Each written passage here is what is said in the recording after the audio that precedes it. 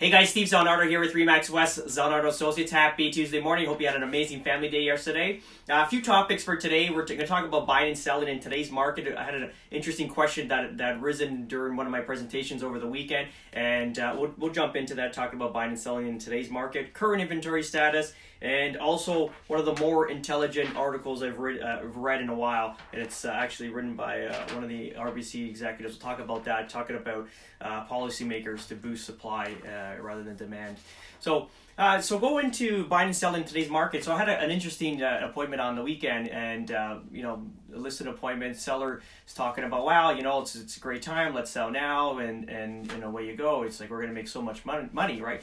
But it's irrelevant, because when you're buying and selling in the same market, if you're selling high, you're buying high. So it doesn't even make sense unless you're cashing out in Toronto and you're moving to Halifax or a different province or Florida or a different country altogether. This is what you're going to maximize. This is where that's logic, right? You're going to cash out of this market and put into another market that's not flowing as fast as this market. So, but if you're buying and selling in today's market, ultimately you're going to sell high and buy high. So that's just the reality to that. And another question that rose in the presentation was talking about, when's the best timing to sell. And so we know in Toronto right now, in the GTA, we're on fire. This is a 2017 repeat, so everything's selling. We get 10, 15 offers on every property. It's a war zone. It's war zone in the sense that it's bidding wars on everything. So we don't know how long it's going to last. If you remember 2017, I mean, we got some great data, and it's only been about 3 years now. So we had an amazing, so January, this huge push, Feb, March, April, and then around April 15th, it just died out,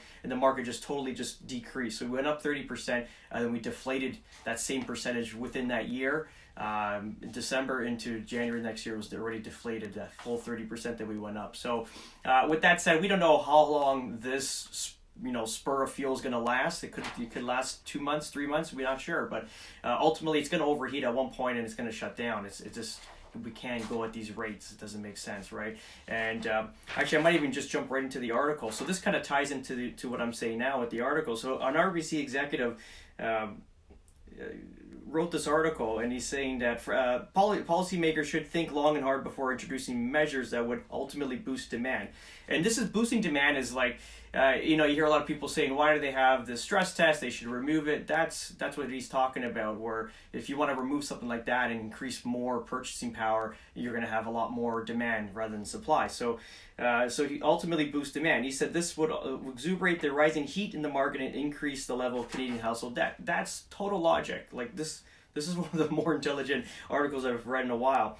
And what he's saying is what I've been saying the whole time. It says in the latest housing market outlook, Ho called instead for more supply, new and existing houses amid the strongest population growth in 30 years, low employment rate, and slight increase in wages.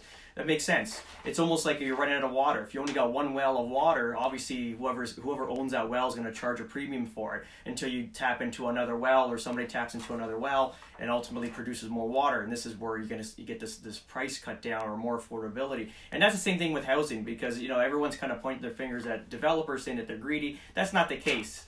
If you look at subdivisions of the yesteryears where they would take a massive plot of land, it'd be 5 or 6 developers in there, and they would build 3,000 to 5,000 houses. It would be, like a 5-year project. Now, if you look at builders, recently, they're taking just small chunks, maybe 50 acres, 100 acres, and they're just building 200 houses at a time. And it's not because they don't want to build more. I mean, they're capitalists.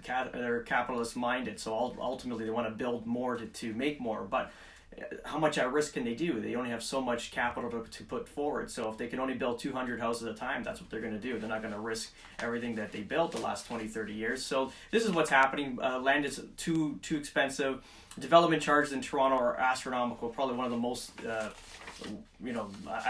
can't even know. I don't even know exactly where it I know in the States, it's half the development charges. And then we're talking like New York, or not New York, but in Miami, it's half the development charges as it is here in Toronto. So, right there, that's got to go into the cost of the housing, and that's where purchase prices get higher and higher.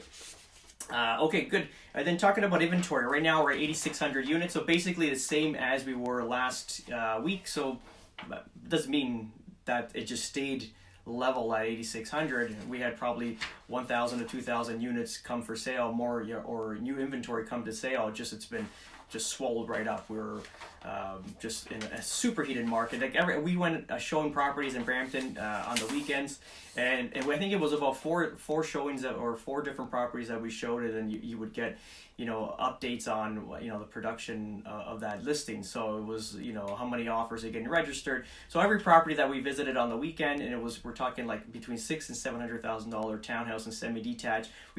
I was getting notified maybe 10 to 15 offers on each property, so which is quite crazy. So it is what it is. We're here in this market. We got to weather through it. So if you're if you're selling and you're buying the same market, irrelevant. So just do it. If you're buying, buy fast, and that's pretty much it. Have a great day, guys. Ciao.